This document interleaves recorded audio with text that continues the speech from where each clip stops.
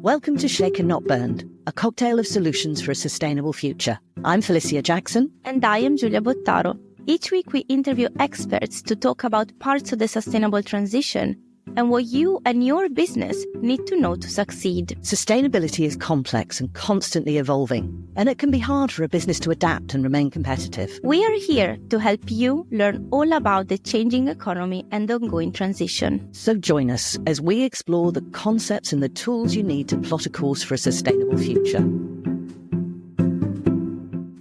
Welcome to this week's edition of Shaken Not Burned. If we're going to succeed in addressing the world's climate and sustainability challenges, we're going to need not only to innovate, but to explore how existing innovations in other markets can help transform the way that our infrastructure and our systems operate. To take a look at this issue today, we're joined by a true pioneer in engineering and aerodynamics, Nick Wirth. Nick made waves in the world of motorsport and the visionary behind the first F1 car designed without the use of a wind tunnel. But his story doesn't stop at the racetrack. Through Wirth research, he's taken the same cutting-edge technology, computational fluid dynamics, and repurposed it to revolutionize energy efficiency in retail.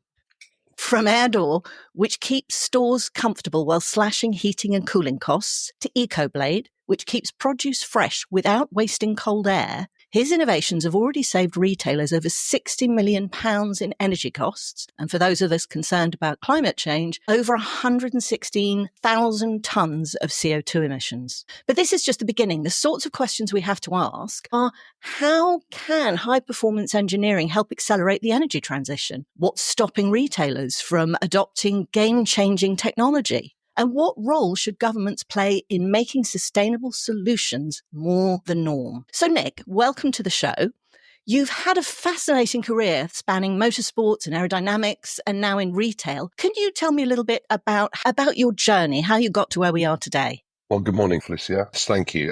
It's been a fascinating journey. It started literally from the day after I finished my university degree. I joined a brand new Formula One team, which was called Leighton House March. So I literally started the day after my university career as the only aerodynamicist in a new Formula One team. The reason I got that was because I did a summer internship with them, with March, before they created this Formula One team. They were a large car constructor, the most successful car constructor in the UK. And they had in the 70s before done Formula One, but at the time they were dominating IndyCar racing and particularly the Indy 500. 33 cars running in the Indy 500, and you can buy any car. And for a few years in a row, every single car on the grid was a March.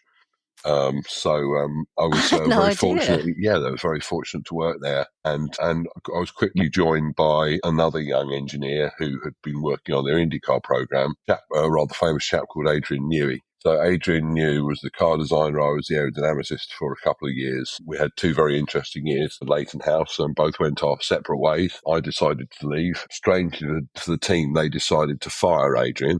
And he's gone on to become the most successful Formula One car designer in history. But anyway, that was how I started in my very interesting career in motor racing. One of the things you're most famous for is designing a Formula One car without the use of a wind tunnel. So why? Obviously, this is about computational fluid dynamics, but how did that come about and what difference did it make? And I suppose, what did you learn from it? It was a moment in time. It's quite an apocryphal tale, actually. Actually, it is the sole reason that we're actually having this conversation today. We were at the peak of our success as Wirth Research, designing, dominating Indy cars and sports cars. We just entered and designed a brand new car for Honda for Le Mans. In endurance racing. So this is a Le Mans prototype car which won the Indy 500, won everything they wanted to do, and they switched us over into doing something we hadn't done before, which was endurance racing, and something I hadn't done before. And the first car we ever designed for them actually coincidentally had the first Honda racing engine ever designed out of Japan in it. So it was an engine in America with a car designed in England. We put them together, and to their complete astonishment, the car went out and won its first major race. The first time it ever ran, it won. It was literally was insane. It's never been done before in Honda's history. I don't think it's. I remember we went to the third race, which was actually in Long Beach in Los Angeles, just south of Los Angeles, and I remember we put the car actually qualified at the front of all the cars. So this car was actually on pole position, and so we won our first race. 3 races later, we were in front of everybody. And the boss of Honda Performance Development, Robert Clark, came up to me. He said, I've got some amazing news. The board who are all here are they've green-lighted the big project, which is the LMP1 project. So we started work in 2008 on simultaneously trying to go and win the whole championship in LMP2, but with no one knowing, we designed a top-class car, the LMP1 car, and we signed a 4-year contract, and that included going to Le Mans. Fortunately, a little problem called the Lehman shock happened in 2008. So, it ruined a lot of plans. It ruined a lot of plans. So subprime mortgages, collapsed. You had all the American car companies flying in their private jets down to Congress begging for money, and then going back with their tail between their legs because it was so ridiculous. Meantime, Honda's car sales were down by 50%, 50, and everything was unsustainable. So they gave us a year. They terminated our contract along with the team's contract. They stopped Superbikes. They stopped the Formula One team. So that's how Ross Brawn became to win the world championship with his tiny little team, because he bought that off them for £1. But because our project was the most interesting, they didn't shut us down. They gave us 1 year of life. And in that 1 year, there was only one crazy thing that I could do, which is to apply for one of the new openings in Formula One. There were 3 new entries that Formula One was going to expand. And the plan was that these teams, you could enter at what was called, under a brand new idea called the cost cap. So this was a very controversial idea, whereby you had to have your budgeted audited so that you could spend no more than £25 million, which is like 1/10 of what the current teams spend. And these teams could opt to go under this option. And if they went under this option, to give them advantage, there were some parameters on the car which were allowed, which basically were 2 classes of car. There was the normal teams, and then the idea of these 3 new teams. And I put this project to go, that's exactly what we're perfect at doing, because we have won all these championships, and we put this story together. And then I was introduced to Richard Branson, and Richard Branson liked the idea, so it became the Virgin team. Virgin and ourselves pitched to the FIA, and we became one of 3 teams that were allowed in. So we kind of went, but that Lehman shock and the fact that at our finest moment was just completely... It's heartbreaking. It was heartbreaking, but also it showed that we had to do something to diversify. Otherwise, we were going to die. It was actually our second existential threat. And that's really what got me focused on looking at other things. And that other things became this amazing amount of work, which we've fully transitioned to, which is sustainability. And in particular, incredible return on investment, energy saving technology. So that's really what we're focused on. So that's something that's really interesting to me, this idea that a focus on sustainability with the right technology can actually lead to return on investment and massive amounts of savings. Because I think for a lot of people, especially because we have this conflation between sustainability and ESG reporting, which a lot of people see, it's seen as a cost, it's seen as a burden, it's not seen as something that's an opportunity. There's an argument that, if you fail to innovate, your business is not going to be sustainable anyway, because the market never stays the same long enough. And in a way, your story exemplifies that you can be the best at what you do, but things external to what you do are actually what affect your success.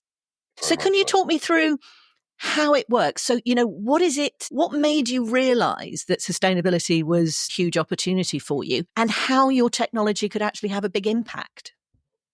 Well, we developed a tool which was so powerful. My thesis, which won the Institute of Mechanical Engineers prize for the best thesis in that year. Projects I did again within my university were very early attempts at using what is now called AI. At that time, I was very interested in the application of genetic algorithms for optimization. So I was a very early pioneer and an acolyte of attacking problems via very high resolution simulations, be that a simulation of a mechanical structure, which was the case of my university degrees, but any type of simulation, and then wrapping that simulation around some kind of optimizing system which allows the simulation to run very fast and optimize extremely quickly, which is very common now in this kind of AI era we're living in now.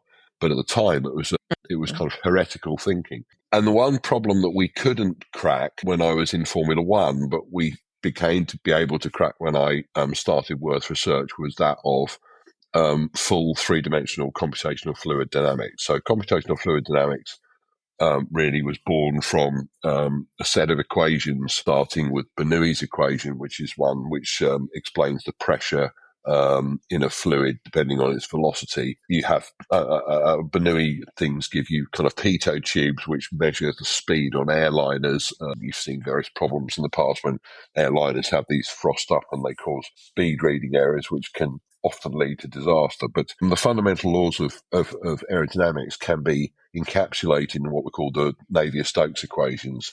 Now, that nowadays is exactly what is driving the AI revolution. So you probably heard about these central processing units being replaced by GPUs, or graphical processing units, which are like thousands of little tiny CPUs on a chip, which NVIDIA are very good at.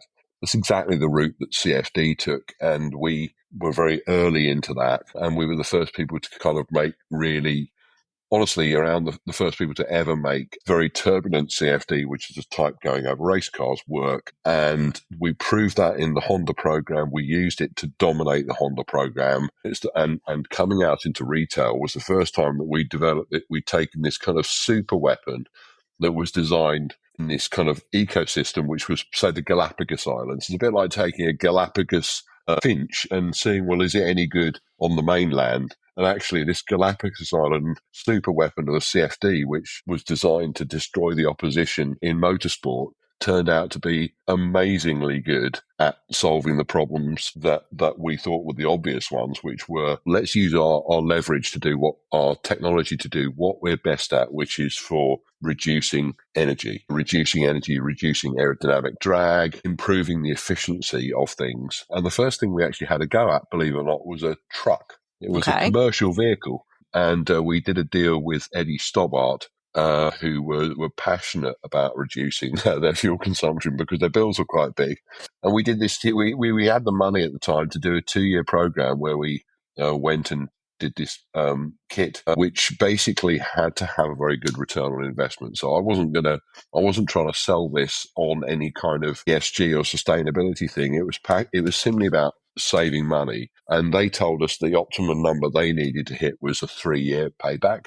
So they had this business case. And so the whole kit, including the cost of taking the truck off the road, fitting the kit and doing it, had to deliver a 3-year ROI or better. We did that. They then went to the level, we proved that independently with the Motor Industry Research Association with 2 vehicles they provided. We paid for it all. And then they decided they wanted to do a 40-vehicle test of 1 million miles. And we did that and passed that.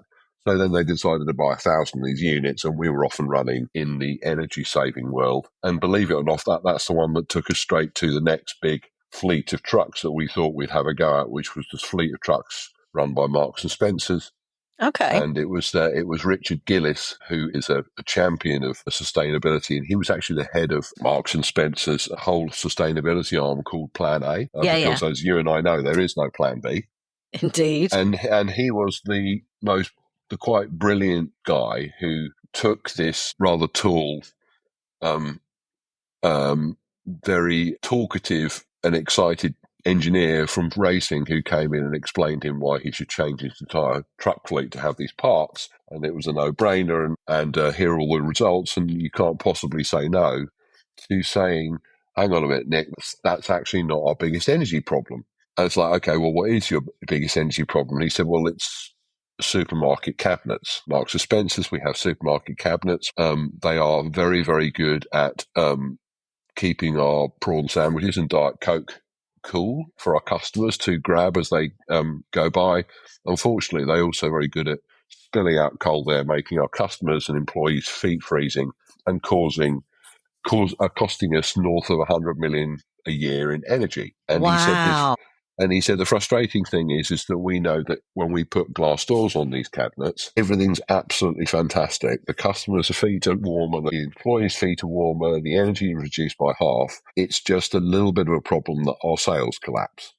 And within a month of putting doors on, the retailers get the doors off. The trial is over. We're not going in that direction. It does not work for our customers. And he said, "You've shown me some aerodynamic magic, which we've never seen before. You showed me the application of technology. I thought science fiction. And you've also shown me a device which can give a return on energy in an area that we just did not know there was a return on energy. Can I give you a challenge?" And I said, "Sure, what would you like me to do?" And he said, "Could you try and find me a retrofit for a cabinet, supermarket open cabinet that can give an ROI of that level?" Because he said that is something that we'd be extremely interested in. So he wanted the return on investment over 3 years, same as the trucks. Oh no, much lower than that. They were after their 2 years, but it was so. But he said. He literally gave me that challenge, and you don't want to give me a challenge. You do not want to give me a challenge because I'm at it like a terrier. And I said, "But I don't know how fridges work." And he said, "Well, how are you going to learn?" I said, "Well, why don't you send us a fridge and we will scan it, scan it like we do a car, and we'll build a model and I'll have a look at it. And I'm not going to make any promises. But the only thing is, if I find something, you're not going to own it. Okay, you're not paying for it, so it's going to be mine." He said, "Fine." So he sent a fridge, and we cleaned it up, scanned it, and we built something which was by far the most complex full physics model ever run on a cabinet in human history. And that single run gave me the inspiration to design the EcoBlade, which was this magic bolt-on goodie, if you like, for cabinets. And that's where the whole thing started. So I could not have done it without him. And he was the one who refocused us from trucks onto what he felt, and actually subsequently all other customers felt, was very important. We have been very successful with trucks since. We have all the Royal Mail large trucks have our aero kits on. So every single Royal Mail large truck you see on the road in the UK has the Wirth research technology on it, which is merrily saving them a money and at an ROI of less than 12 months, I will tell you. Okay, that's impressive. The ROI is the thing that fascinates me, because part of the challenge is that I do talk to companies who are going, yes, the ROI is 3 years, but the opportunity cost, I've got other problems. I need to spend this money on something else. Sure. Can I afford to lock that money up for 3 years? That's a very good question. Where it gets really interesting is where you combine this potential for saving money on fuel or on energy with a move to a more sustainable form of operation, combined with not having a negative impact on sales. So the issue about the doors on the cabinets was an absolutely fascinating one, because it's human behavior and how we in our day-to-day respond to things that large companies like M&S have to respond to. It's like, well, yes. you can do what you like, but if it's going to stop you selling things, then you can't pay your staff. So you can't do it. But there's a very good example of something which, we can talk a little bit more about EcoBlade if you want to know how it works, but I can go on to the AirDoor, because I think the AirDoor, again, was another, my friend Richard Gillis saying, "Okay, clever clogs, you fixed that. Well, now why don't you try and fix this really difficult problem?" So essentially, the EcoBlade went on to a product which we're very proud of, called True Chill. True Chill is like what happens when we don't stop at the thing on the front. So if you go into a Waitrose or Morrison's, you will be confronted by our EcoBlades, which are on the fruit and veg on all of the cabinets. They're essentially they actually look like the rear wing of a Formula One car. Actually, they just kind of stick off the shelves, and they sit there merrily saving sort of 25% of the energy consumption of the cabinet. So you're about half the way to a door. Okay. And what the exciting thing about True Chill was that it's what happens when you leave Nick in the in the sandbox building a sandcastle. And we ended up building a sandcastle which had an energy saving of measured around 45%, which is as near as damn it as good as a doored cabinet, but without doors. And unsurprisingly, Waitrose, who'd been the first ones to see the light and roll it out across their estate, were the first ones who, when I showed them True Chill, they were just so astonished because we actually built one and put it in our facility in Bicester. It's one of the most fun demonstrations I've ever done because I had executives from supermarket groups, because the whole USP was True Chill was like a cabinet; it just didn't spill cold air. And of course, Right. all cabinets spilled cold air. So when you confront someone with a cabinet that defies the laws of physics, they get really confused. So it's really fun. So you'd have people standing there for hours, sort of like locked in a trance where they're just putting their hand in and out of the cabinet, amazed how there was like a force field around it. And I also had, no word of a lie, I've got a photograph of it, although I can't show it for NDA reasons, but a photograph of a supermarket C-suite executive lying on the ground by the cabinet and a video of him going, cold air. I can't feel any cold air. There's no cold air coming out of it. And I'm like, you don't have to be down there to do that. I mean, this is how excited You could just they put got. your feet there. Yeah, I'll put your hands there. Oh, yeah. So, or we could just turn off that. Anyway, but that was great. And then they adopted it. And, it's going to stage where, this year is the most Waitrose that are ever going to be upgraded to this technology. And it's also been adopted by Morrison's. It's been adopted by all of the entire BWG group in Ireland. So all the Spa convenience stores out there, they specified, we did 8 different True Chill cabinets for them, and they were so excited about it, and they were so astonished about its performance that actually the owners of the company didn't believe the results that their engineers were getting, because they were measuring a 60% saving in energy, which is absolutely astonishing, unheard of. And they put it in for a European award, and it won an award along with another piece of technology, which I'd like to introduce you to later. So yeah, it's been really fun, and seeing the people uptaking this technology has been very satisfying. But I think the AirDoor is the one which I think is probably going to be the more significant of the inventions. Now, one of the things I did want to ask you about, you can tell me if, it's proprietary or whatever it might be, how does it work? I understand that you're using this incredible technology to look at how things work and how fluid flows, but what does it do? This is the thing about being an outsider from the technology. How does something like that actually work? It's honestly, Felicia, it's really simple. And actually, as usual, the most simple things, tend to be the most effective. And actually, we took a while to understand what type of, I guess it's a bit like, look, as a cosmologist, that we were all amazed when the Hubble telescope fixed its amazing refocused eye on one part of the sky for one moment, quite late in its time, and it did the amazing deep field view that showed us that there was probably like 2 trillion galaxies. We could see, that thing could see it all the way back to the point where it kind of went too far into the infrared. And my God, they did develop. I never thought we'd see an instrument like Hubble in my lifetime again, and I was completely wrong, because James Webb came along.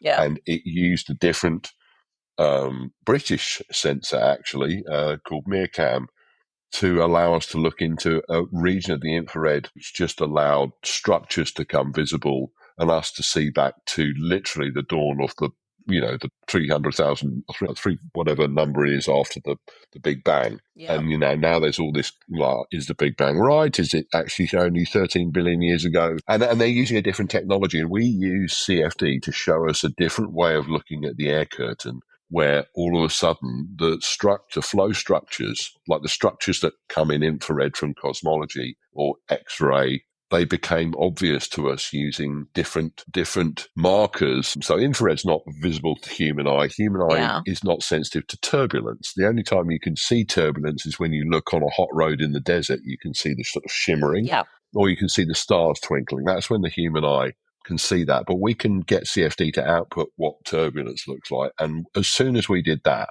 I went, I've seen that before. That's a problem we have where we're losing pressure in Formula One wings, right? As soon as I saw this high resolution structures were street turbulent lumps of air, Essentially, what happens is it's a bit like a tap of water. You might notice with a tap of water, you can turn it down and you can get a really clear, and then it starts breaking into drops. That moment where it breaks into drops is where we say it goes from laminar flow, which is kind of very straight, into turbulent flows where it breaks up. And basically, it breaks up in terms of an oscillation. And you get these vortices, which are like dust devils coming off the edges of the shelves. And and it's almost like the air curtain vibrates like a guitar string. And it's a very good analogy. So basically, anything you can do to damp the vibration of a guitar string will reduce the mixing of the air. So if you imagine a guitar string twanging and you hold it with your fingers, that's exactly what an EcoBlade does. And it works that simply. It's just a beautifully elegant device for stopping the vibration. In the words of a laywoman, then, basically what the technology has enabled you to do is to manage the flow of air in such a way as to keep the cold air on one side and the normal room temperature air on the other side. Is that right? That is 100% correct. Brilliant. Now I understand. It's one of those things. I can hear things and think I understand, but if I can't explain it back, I probably haven't. The other thing is, the thing is the narrower you can get that zone, the more efficient it is. And if you think about a closed glass door, obviously what you've got is this barrier where one side you've got the store temperature, and then you go through the glass within 2 millimeters, you've then got 0 degrees. So you've got like a 25-degree change in temperature. With a normal cabinet, that change in temperature is so big, it actually impacts the front of the product. So the front of the products, the stuff you get off the front of the shelf, you don't want to take. You want to get the stuff at the back. Exactly. It's not just the sell-by date. It's not just something your mother told you. There's physical reasons for it. And nowadays, the retailers have these crazy solutions where they've got these kind of spring-loaded shelves, which literally shove the product out into the trouble area. Our technology basically, the true chill we get down to about a 25 mil thick layer, which is really amazing. Yeah, that's how it works. And Felicia, you're 100% spot on. Okay, well, that's a relief. So you mentioned that you have another technology that you've been working on. Where are you going next with this? Because I will say one of the things I love to hear more than anything else is a simple idea that when you take it on board can be completely transformational. And I realize this is not the same because it's not technological, but I always think about this, the first person who put wheels on suitcases. Because we went from everyone lugging things around everywhere, and within the space of 2 years, almost no one had a bag without wheels on because it's easier to get around. Did they patent it, by the way? Or they obviously I actually don't know. I don't think they did because I think fools. I think it was a luxury thing. If I remember correctly, and I could be wrong, I think the very first time it was done was it was a children's bag. It was meant to be a sort of nice little thing so kids could have their own bag and then they could sit on it and their parents could pull them along. But it was a simple idea and someone looked at it and went, why didn't we do that for everybody? And it changed everything in the world. Yeah, I mean, for people who never experienced it, seriously, traveling with luggage was a problem. It was a serious problem. Yeah, and family with luggage as well is a particular problem. Absolutely. Yeah. But so for me, this idea that there may be very complicated ways of making it work and very technical ways of making it work, but once you discover a simple solution to specific problems, you can use it anywhere. You can implement it in different ways, in different markets. And it's those ideas, those simple ideas that can change the way we do everything. So tell me where you're going next. Well, there's two things I can tell you about. I mean, the first we've touched upon, Paul, but, both of them, I think, very much fall into categories. The third thing I can't talk about at all, which would completely blow your mind, but that's... So AirDoor is probably the product which fits into what you asked, which is a universal category. And AirDoor is our single most successful product. It's out-delivered EcoBlade, and that's really because of the fact that it's on so many different types of vehicles. So we pioneered it. It was developed for supermarkets, and it's most suitable for supermarkets. But it's found to be useful on a high street bank in the UK who are testing 5 different applications of it. It's used in an airport in the UK. It's used on tall buildings. It's just been used on it's been used on multi-story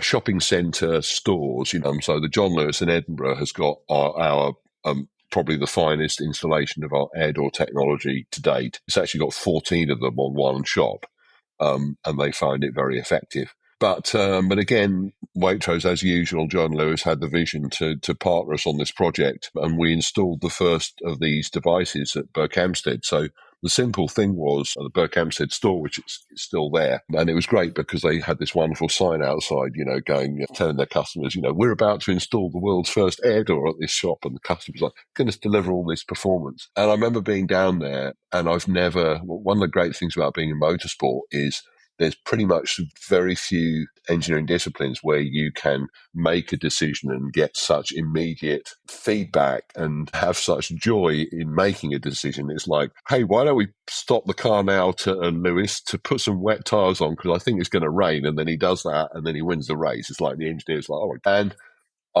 when we put the AirDoor onto the Berkhamsted Waitrose the first time, just before COVID, it literally was switched on for 3 minutes before the staff in the store came up and said the ladies who were in the welcome desk, so if you quite often go to Waitrose, it's a welcome desk, and they just came up and said, and it was literally like, I think it was early December or late November. It was really cold out. It was like -5 degrees outside. And we had the infrared cameras where the pavement outside is 5 degrees. And then you go into shop and there's this thin barrier like the EcoBlades where it transitions. So there's no lobby. There's no lobby on this store. So the AirDoor in the same way is just made of air. And it's an air barrier which you control the flow of. That means you keep all the warm air inside. Or indeed in a hot country, you keep the cold air inside and the warm air outside, which is even more important. So it basically creates an invisible active barrier. It's got worldwide patents on it, amazingly. And basically it's at any entrance, and particularly one place you don't want to put an AirDoor is anywhere you put a revolving door, right? Because a revolving door is but they're a perfect seal. That's the whole idea. They're used in windy scenarios. But I imagine the constant turbulence of things moving around would mean you couldn't do it. Well, you can't get a shopping trolley through an open door unless you take a run up, That's a fair point. That could end in tears. But actually, what we'd found and what the retailers had found when they did the analysis was that they had these airlocks with 2 electric sliding doors. If you had a well shop which was successful in a local community, I think the statistics show that both doors were open approximately 95% of the trading hours. So basically, these poor ladies who were at the welcome desk they freezing. Didn't even have a lobby there. So they were freezing, which is why Berkhamsted was chosen. And they just said it's one of as soon as that AirDoor went on, it was incredibly. They just said, "My God, what's happened?" Like the whole store's warmed up, and the guys, the management who were there, at the kind of ground switch on, were just like grinning like Cheshire cats. And it's the same story over and over again. Actually, I was down to the space conference in London at the Excel Centre, and I went past the first installation of our second generation AirDoor, which Morrison's had at their amazing Canning Town branch, which is right next to the DLR station. Yeah.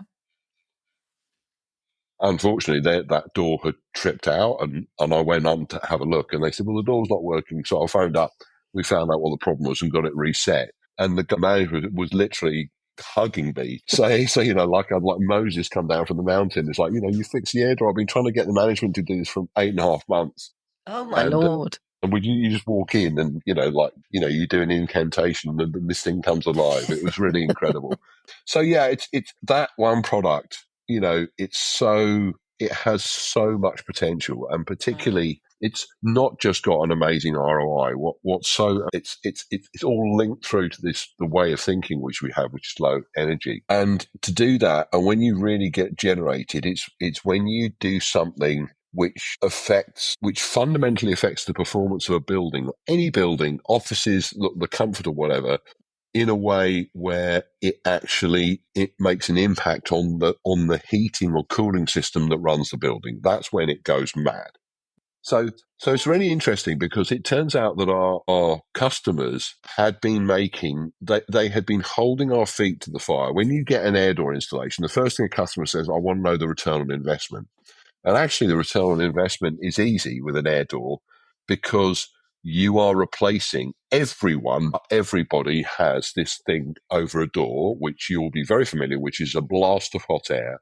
Yeah, an it's overdoor horrible heater. feeling. Right. It's absolutely horrible. Everyone complains about it because it makes you feel sick. Yeah. And the thing is that if I told you that those units continuously consume, in the case of our bank, retail, a high street bank, who are testing our air doors, they are replacing an overhead heater, which is, I think, 15 kilowatts, which is about as much power as an entire domestic house. And the traditional supermarket ones are 30 kilowatts.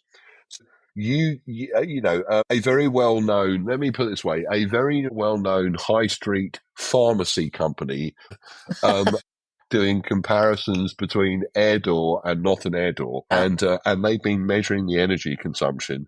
So they have two engines right next to each other, one without, one without. And astonishingly, that like the total daily use of number of kilowatt hours on average of the one with the door heater over, which in all their stores is 260 kilowatt hours, and the AirDoor is 4 kilowatt hours. It's 4. It is 4. It is just astonishing. And, that's been measured in the winter. They can't believe it. We can't believe how lucky we are to get a customer who do such a crazy thing as not do both at the same time, but actually give us this data, allow me to tell you and your listeners about this wondrous thing. But the most important thing to say is it can actually, when you integrate that over the winter, you do get into this 2 or 3 year ROI. But where it just goes mad is when people have the confidence to go, who've had an AirDoor, and they go, okay, now we're going to change the heating system of a building. Now, Felicia, this is something which this is the most important thing of everything I'm going to say to you today and your listeners today.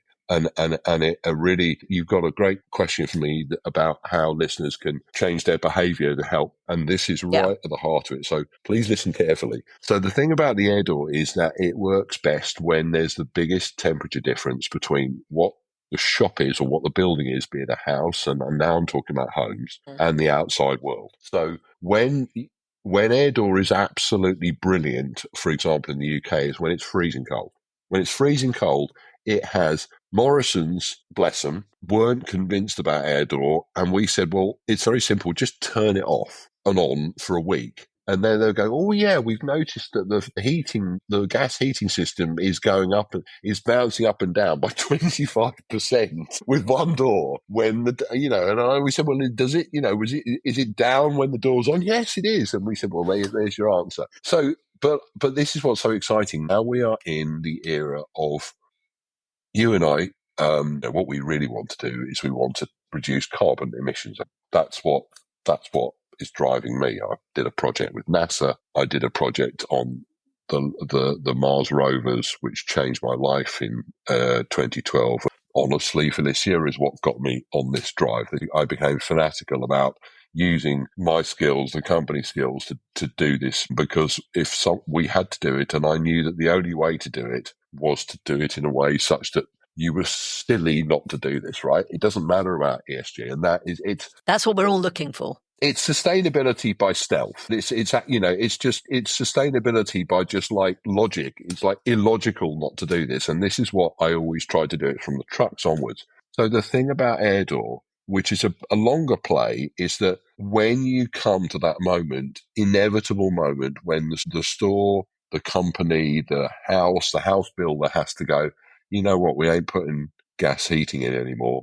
We're having to put heat pump in. Now that is the moment where an AirDoor just goes insane in terms of its viability and its return on ROI. And then it becomes a negative ROI. So what I mean by that is you specify a building where you know that in the coldest moments, that's the moment where you have to size the heat pump or the gas heating you're putting in. If you do that and you are confident that AirDoor delivers you in all locations, so if you have a house on the sea and bits and pieces, that is when, it works everywhere. And say the average is 25%, you know that you're going to put in a new device to warm the house or whatever called heat pump, you can specify that instead of, say, you don't need a 25 kilowatt heat pump, you now need 18 kilowatt heat pump because it's 25% smaller. And that there's a linear thing in costs. Typically a supermarket will put in a 600 kilowatt heat pump, which is literally like £1 million.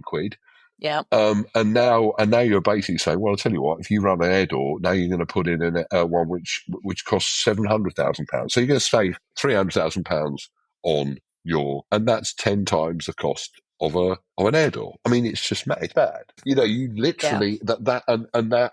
So unfortunate, and that is. But that's the equation we need to get to for people to make the decisions we want made. Yeah, but you see, that's why we're working as hard as we possibly can, because we want as much of this technology to come through to allow the adoption of heat pumps.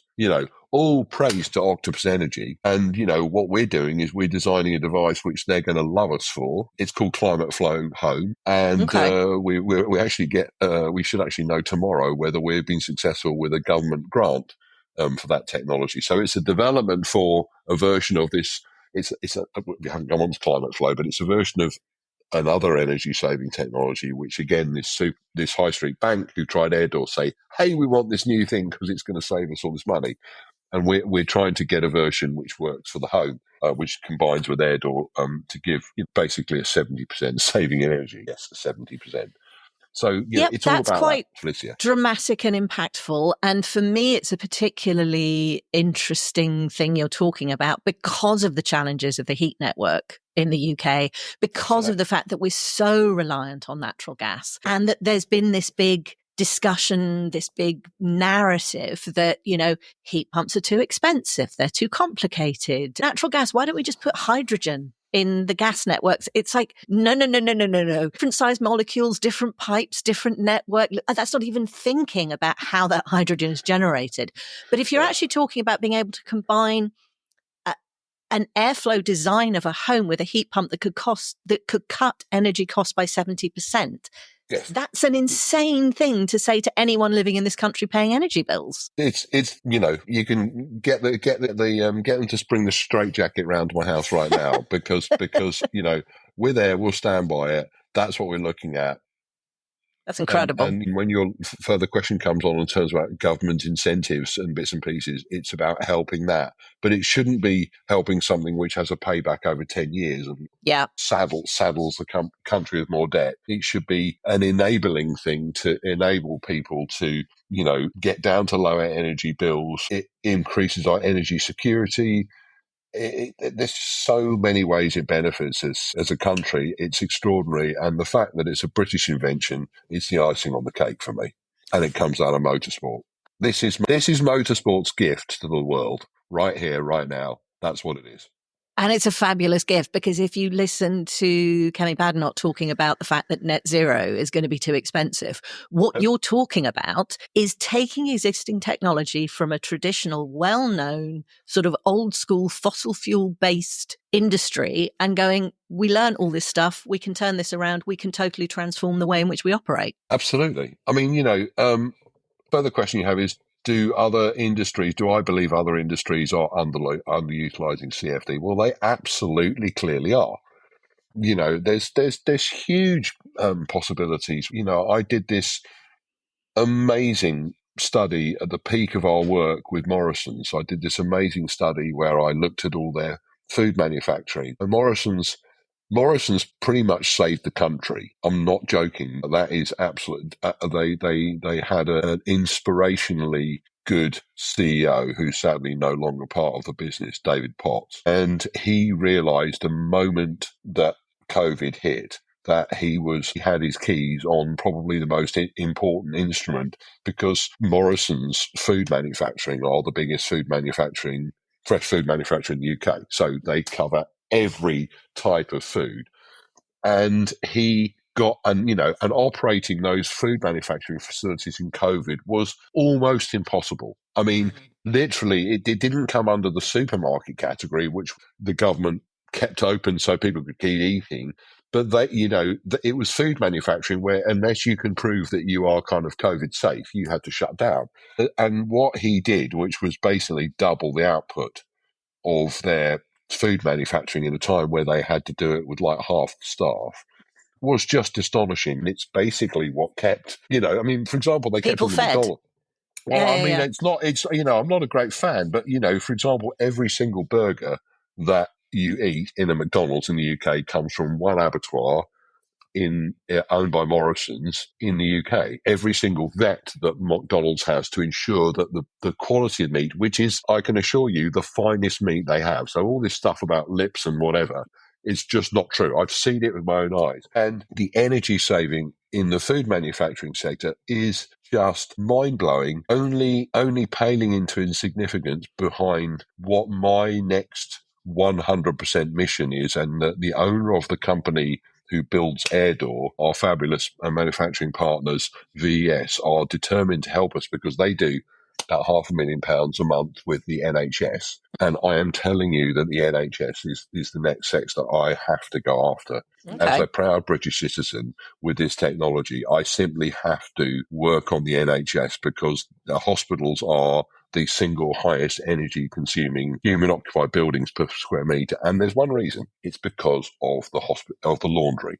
So the problem is that pathogens typically become inactive around 85, 86 degrees centigrade. What you need to do is you think of every scrub, every pillow, every You basically have to boil everything. You have to boil everything. And what do you need? Massive steam boilers, which are creating loads of energy. And what are steam boilers best fired with? Gas. You got it. And the opportunity for our way of thinking to reconnect essentially to hospital and the 250 odd trusts that we have around the country. What could I do single-handedly to transform what I'm very proud of, which has saved my life on occasion, the National Health Service? That's the greatest thing I can do. And it's just getting the opportunity to do that. And if someone from the NHS is listening to the podcast, God bless you, come find us at wirthresearch.com. I will come and it will become my personal project. I will not stop until I get to the NHS. Just going over some of your other questions, what about the implementation? You said quite rightly, most of our customers have tight margins. What are the biggest hurdles they face? The biggest hurdles are, obviously high upfront costs. They're always very concerned about operational disruptions during installation. And also there is a common misconception on the impact of our products on customers and sales. So, I've got every single time someone trials an EcoBlade, which has been tested for 10 years now and proved to have zero effect on sales. People just don't know they're there. Literally, they don't. It's a bit like kind of your blind spot. Your brain kind of wipes it out. Well, if you put your hand through it, you're not going to feel it. It's just going to be air.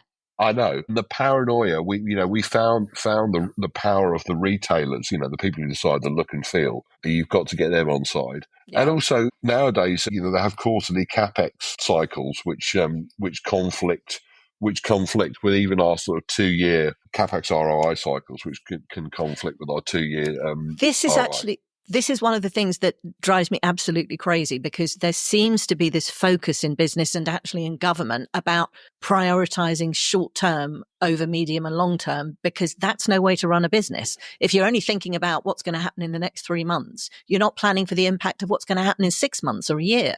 And if we're going to address significant structural problems in the way our systems work, we have to take a longer term view. But the misconceptions, people always have, one of which, the dominant one, is that energy efficient solutions are always expensive to implement. They just go, if you're going to save energy, oh my God, But that's part of the narrative. It is part of the narrative. Part of the narrative is it's going to affect sales. And there is no more patently wrong place to talk about that with regard to the AirDoor. So I'm going to play you back a very common conversation I have with customers, and they're going, well, I need to know an ROI. And you befuddle them completely by going, okay, that 30 kilowatt air overdoor heater that you've got there, which has been running for the last 27 years that this building's been open, releasing several thousand tons of carbon dioxide into the atmosphere, et cetera, et cetera. Could you tell me what the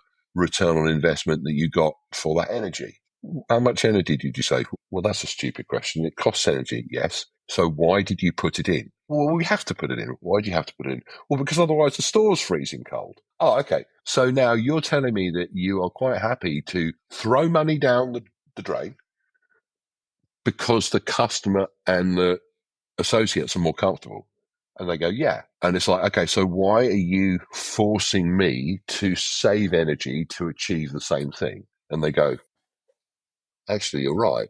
I said, I know I'm right. So therefore, your company, your business, every business has an internal return on investment. No supermarket would dream of opening a new store without an overdoor heater.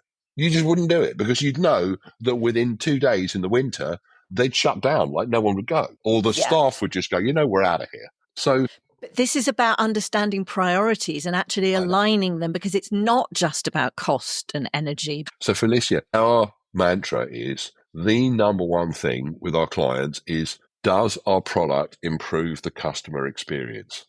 Does it? Is it better? Is this energy saving technology better? That's number one. Number two, is that the same for associates? Will it make an associate be less likely to, on a really smoking hot day in the summer, go, you know what, I'm going to call a sickie because I'm not going to sit in the back or sit around the tills and die of heat when there's hot air blasting in, or the same in the winter. So does it improve the staff? And the last one is, and probably the most important, is, does it actually improve the bottom line? Does it measurably improve the stock value of the company? Is it something which, if the CFO just suddenly, went all Rambo and said, no one else's view matters, it's my view that matters, I want that technology on. If ours passes that test, then honestly, that's the order at which we do. So it is all about comfort. And then the last thing is, oh, by the way, does it have an absolutely brilliant ROI? So the CFO is going to say, sign me off because my stock's going to go up. That's what we have to do. And that's the only way of doing it. So they're always worried about the technology being difficult to maintain, which is not the case, which is why we go completely the opposite way. The energy savings, there is no point giving them a device where it saves 1%, because Felicia, they can't measure it. No. You've got to go boom. So it's like absolutely stands off.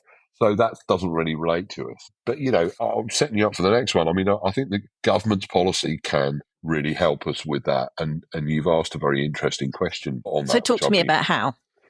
Well, I mean, the first thing is that effective, you can have a policy, but what's going to be effective? Well, the first one is, how about mandatory audits for commercial buildings? Because, look at the pressure that landlords are under now.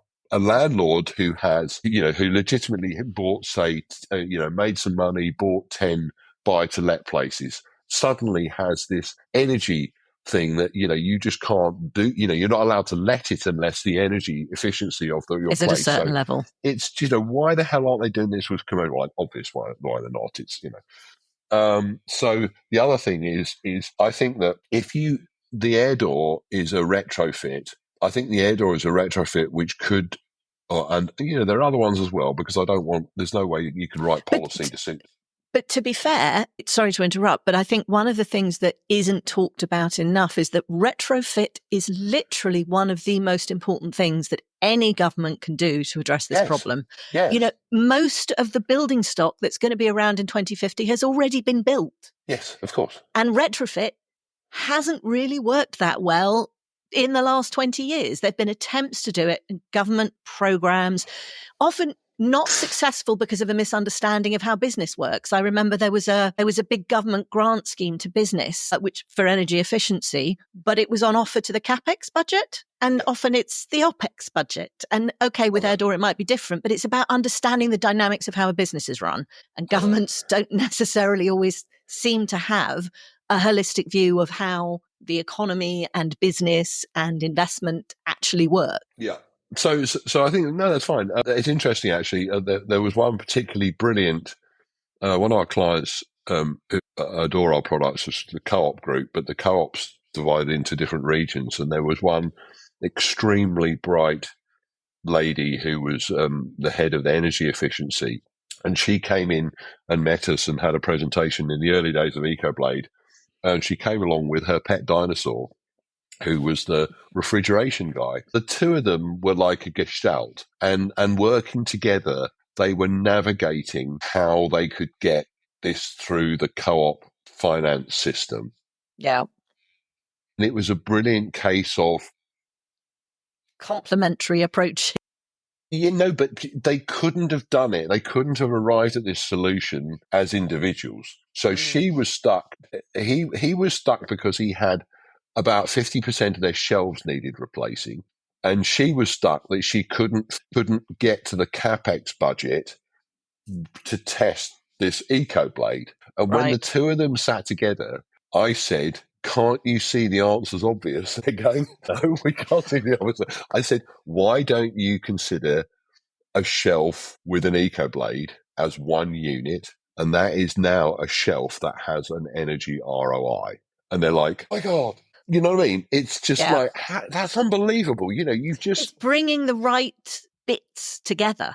That's how you enable change. Yes. So she got access. He couldn't get a budget to justify his shelves. You suddenly gave him a shelf. It's like our products now. People hang these electronic shelf labels off, and the latest ones are these amazing full screen displays. Okay. And our product, those devices, guess what? They use energy. They're amazing. Of course. They're just incredible, the latest ones. And they can play movies on them. And so therefore it uses energy. It costs money. It costs £300 a shelf. It uses 4 kilowatt hours of energy a day.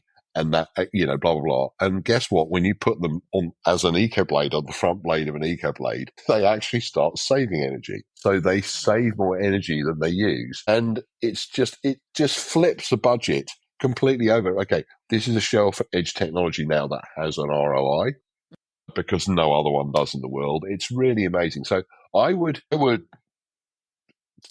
go so far as to say, if the government focused on incentivizing retrofits, just like the AirDoor, which had the second big bang, which was, well, you put an AirDoor on, you get this retrofit ROI. Well, maybe the AirDoor's, I don't know, say 4 years or 3 years in certain buildings, but the government's going to pay you to make it too. So every pound you pay, whatever, then basically the government is then setting up the country such that when they want to do heat pumps, you've got that there. So, something like, like an EcoBlade doesn't do that. And whilst I'm shooting the case for EcoBlades, I think they work strongly enough on their own. But an AirDoor, because of the second wind and the fact that it's that double benefit, I think that any product like that, I think they should have a look at a tax incentive, not just for energy efficient ones, but the one that actually can have a positive or a negative effect on the CapEx when you come to refurbish. So it is basically the idea that we should incentivize innovations which have an impact in more than one area. Correct. That makes a huge amount of sense. Yeah, and the UK is supposed to be a centre of technology and innovation, and we need to be doing more of that. Exactly. And finally, the performance standard for retail equipment needs to be higher.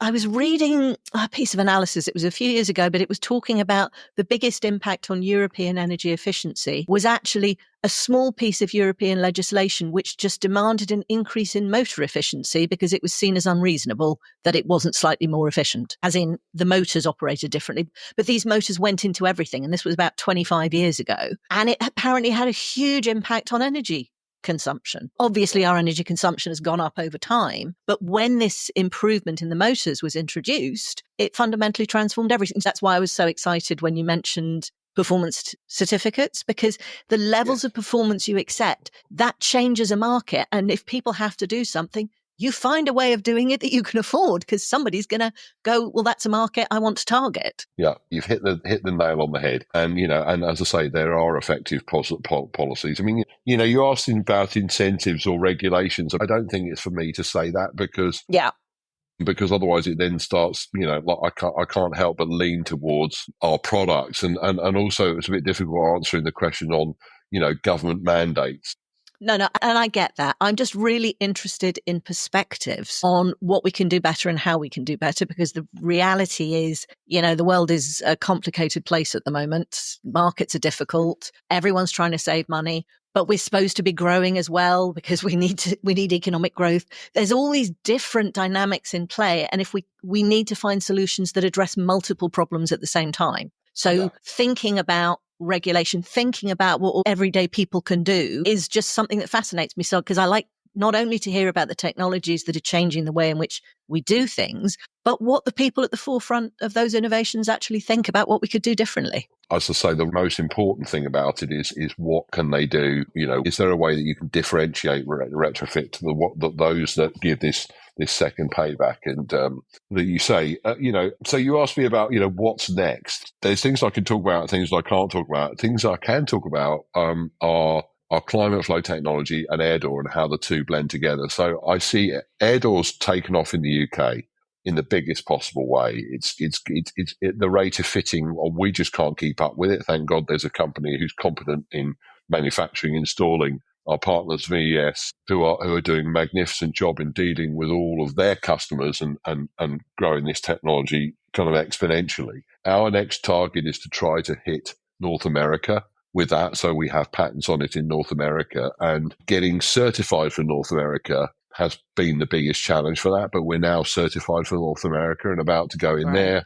Hopefully Canada, Mexico. Unfortunately, COVID set the whole thing back massively. Of course. We were just about to do some 3-store trials, and then COVID came along, and it's literally taken us this long to get going again. So the timescales are very long. But I think the installation in the airport up in the north of England, they're very happy and about to do some PR. It's there, it's running, it's fabulous, and we're so excited to go through the journey with them, because they've asked us to do some innovations which we didn't need to do before. It was a bit touch and go, but now seems great. So, that's fabulous. And really what I look forward to in the next 10 years is how big the global impact of AirDoor is. I've been nurturing this beautiful creation and seeing how, we put forward some numbers through, because there are some of the big philanthropy groups in the world, like the Gates Foundation. They support projects which have gigaton effects on carbon output, and we are connecting through their network, because it's very clear that AirDoor, and particularly the next one, which is climate flow, but AirDoor and climate flow are in the gigaton category. And it's basically, let me put it this way, if you put AirDoors on every single commercial building in the United States, you will be astonished if I told you that would save enough energy to mean that every single of the 240 million internal combustion engine vehicles, including trucks, could be electric. I'm going to say that again. If you put an AirDoor on every commercial building in the United States, the entire fleet of vehicles traveling the North American highways could be powered by electricity. The electricity you saved. Yeah. Let me say it again. Because in America, when you put an AirDoor on, you don't save gas, you save air conditioning. Yeah. I mean, but I think this is, I think crazy. it was the Rocky Mountain Institute, I think. Amory Lovins at the Rocky Mountain Institute, which is now RMI, came up with this idea of the fourth fuel. That energy efficiency is the fourth fuel. Oh. Because if you think of it that way, you do exactly what you're talking about. If we can transition from one energy use, from one fuel, into something completely different. And what you're talking about is enabling that complete leapfrogging over having to create an entirely new, double the infrastructure we already have for energy, but you transition it and you do it differently by changing the demand pattern. Yes. That is the future of sustainability, doubtedly. Yeah. California is a classic example. So the utility companies in California love our products so much that they actually give them to their customers for free. Seriously? I'll say that again. They give them to their customers for free because they want the customers to reduce their energy consumption so they could charge another couple of Teslas in their region. I'm not joking. I kid you not. It's incredible. There's a pal I know who became so obsessed with Elon's electric truck that he decided he was going to change his trucking company, and he's in Milwaukee, and he went to Milwaukee Power and said, look, I want to change this, to the thing. And Milwaukee Power said, are you joking? They said, do you realize that you're going to require more power to charge your truck fleet in this one lot than the entire city of Milwaukee? Wow. Yeah, you see, that's just crazy. The city. Yeah. I think he had like 30 trucks. and he wanted to be able to charge them, and But it's just not 30 going to isn't happen. that many. And I think that's one of the things I think is so difficult, because there isn't this broader understanding of what we're talking about at scale, of how much power is needed and whether that power is going to be, fuel or electricity, and what it means when you basically, apologies for using the word because I am not an engineer, but you need to re-engineer the energy system. Well, the single best customer, who's another retailer, and I'm really not going to mention their name, but they've overtaken Waitrose in fitting them. The reason they first were interested in AirDoor was they had a new supermarket opening where there was a power limit.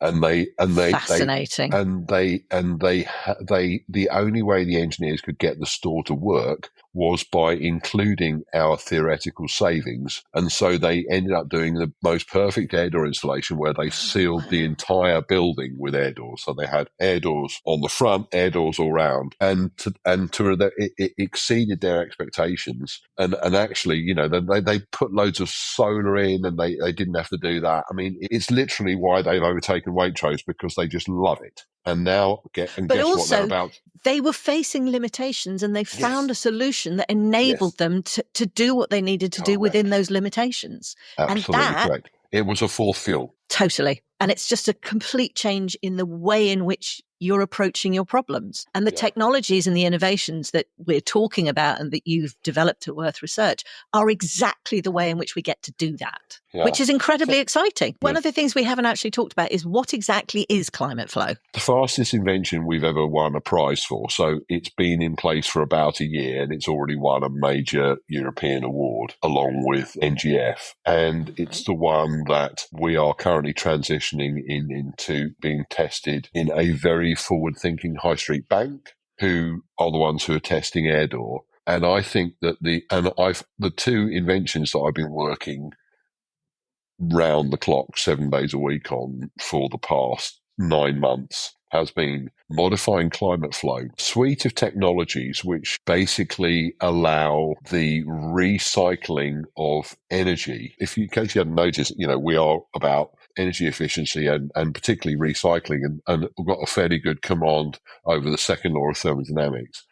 And so when you can recycle, what we do with Climate Flow is we've got our heating and chilling systems to run at historically low temperatures. So, for example, the first store we did in Belfast with this technology, it warms the store with water, which if you put your hand in a bowl of it on the table, you'd go, well, that's cold, and yet it warms the store with it. So basically, we can warm a building or a space with air which is 2.5 degrees centigrade above target. So in other words, you can have, if you want to keep your house at 21 degrees centigrade, you can have your central heating, if you like, running at 23.5 degrees centigrade. Now, that is 10 degrees centigrade lower than the most efficient systems known in modern housing, which is underfloor heating. So underfloor heating typically runs at 35 degrees. We can run 11 degrees cooler than that and still heat the room efficiently. We've proven it. It works. And then it gets to a point where if you have very low-grade heat available to recycle, you don't need a heat pump. So this first store that was tested in Northern Ireland literally has the energy required to heat that store is some very small 12-volt electric fans which go in the units, which are the patented units that go in the store. The water loop runs at 2 degrees higher than the store temperature, and their store temperature is typically 18, 19 degrees centigrade, so we're running like 20-degree water. And we can make 20-degree water with a seasonal coefficient of performance, which is the sort of index you use for heat pumps, which is 35. That's at 35. A normal seasonal coefficient of a domestic heat pump is 5, maybe 6. We are literally getting onto an order of magnitude higher. And these guys saw and witnessed and have reported and presented to the judges the analysis that this represents a 90% saving in their energy consumption. So their energy bills were €4,000 a year. They are now €400. Sorry, 4,000 euros a year, or 400 euros a year. I mean, literally, it gets to the point where the fact if they do or do not sell a bottle of wine means the difference whether they pay their energy bill that month. It's just astonishing. That really is astonishing. I've never heard anything like it. I know. And neither have our customers. And I'm delighted. I am delighted to tell you that Waitrose are taking the flag up with this and are about to go with a pilot store. And the other retailer that I can't mention because they want to make an announcement on this is about to do climate flow in a gigantic UK supermarket. And the reason they've done it is we made them a promise when we did the study that we thought that we could reduce their gas consumption by 75% in this store. We knew that. And we didn't just do that. We beat it, and we are going to deliver them 100%. They're going to shut the gas off in this store, and they don't need a heat pump. So now what they're looking at is so transformational. How? It's because we're magicians, Felicia. Okay, so far that's about pretty much the only answer that makes sense to me. Yes, no, I mean, lots of people, when I'm introduced in America, quite often I have to be introduced to C-suite, is like, this guy's going to come and and he's a sorcerer. Like he is a bona fide, he is a magician. It's just there are no magic tricks. He will show you how he did the sleight of hand. So when we go to our customers, we don't just say, take our word for it. We go, so these people who are having the audacity to try this, and the reason they're doing it is because they know that this one thing can change everything to do with what they're all their ESG. But mainly it's the biggest energy saving. It's the biggest capex saving and energy saving in the company's history. It's the biggest I've ever heard of. Yes, I know it is. It's astonishing, and we are so excited about it. I'm beyond excited. We're talking about that technology going out all over the world. We have 2 pilots of it with the biggest. Let me think about how can I disguise this. Well, I don't think W. You may be a sorcerer, but disguise is not your strong point. I know. I'm teasing you. So is Walmart. Walmart International, and we're trying to pioneer that. And my suggestion was, hey, let's go to Canada, where we demonstrate the technology can deliver this unbelievable gas saving. And then let's go to Mexico, where there is not one single hour of a day when the heating system is on. So every single hour. 2 extremes. Yeah, and if the technology works both there, and we're moving ahead on that, and we're moving ahead with very, very forward-thinking retailers in the States, particularly with the utility costs, because there's such a variation in America. I do have one question though, which is, does this only work with new build, new design? That is its weakness. So basically, okay, no, I just wanted to know, because I was thinking, oh my God, if you could do this as retrofit, that's insanity. You can, and actually, but I think that the case for Company X, and I think we haven't actually done it. Okay. Well, it's because the costings we've given them the design and they're putting it together, but it would, the case is so strong. Mm. I mean, I think it might be worth it. Well, I mean, I think it might work as a retrofit maybe in 5 years. Right. You know what I mean? But as a new build, well, I'll tell you why. As a new build, they go, well, that's quite, that's expensive. We're going to have to buy £160,000 worth of kit off you. And it's like, yeah, but with a new build, you don't have to buy any of your HVAC. What do you mean any of it? Any of it? Any of these giant ducts, everything's gone. And then they're just like, I've seen buildings in the process of being built, and those things are enormous and unwieldy, and they take up huge amounts of space, and they affect the whole design of the building and how it actually works. I know. We're getting into a space now where we're going to come up against the Illuminati, and they are not going to be happy. We are the daddies of taking risks. It's like John Lewis. I mean, anyone else who says that they are just light years ahead of it, and every bet they've made has come good, and it's so fabulous, and others have been very slow to catch up. But that's because they've also had a history of things that didn't go so right, so they kind of know what right looks like. Yeah. And, but that's the thing. I mean, it's a difficult argument to make in a business when you're trying to persuade your boss, but you learn things from failure that you can't learn any other way. Of course. Yeah. Anyone who's had a blessed life, who's kind of born with a silver spoon in their mouth or whatever, and who don't know failure, the chances of them failing at the slightest bump in the road are infinite.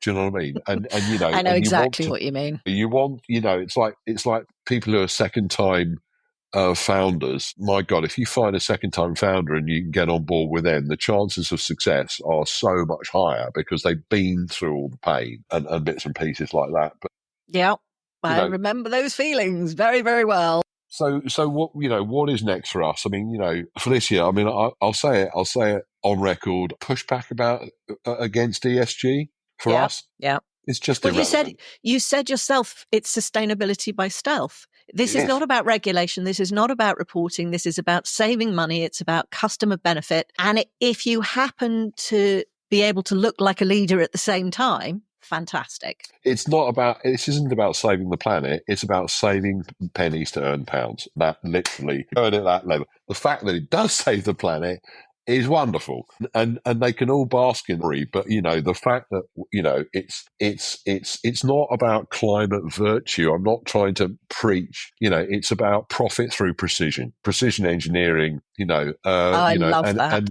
And Felicia, you know, you want to come and see magic. You want to come and see real magic. Come and see Wirth Research Technology. From hospitals to data centers, we have the magic to turn wasted energy into measurable ROI. And, you know, the bottom line is efficiency isn't idealism, it's capitalism at its smartest. That, to me, is the perfect note on which to end our interview, because I think it encapsulates everything that we're actually trying to talk about at Shaken Not Burned. It's that idea that what you do is you take a different view of the world. You look at how you improve things, how you make it better. So I have to say, Nick, it's been an absolute pleasure talking to you today. Thank you so much for joining. To our listeners, I hope that you found today useful and interesting, and it's helping to shape your thinking about how we change the way we work. We'll be back soon. Since this conversation was recorded, 2 blue-chip UK brands have committed to trials of the technology in 2025, bringing Climate Flow one step closer to being adopted at scale.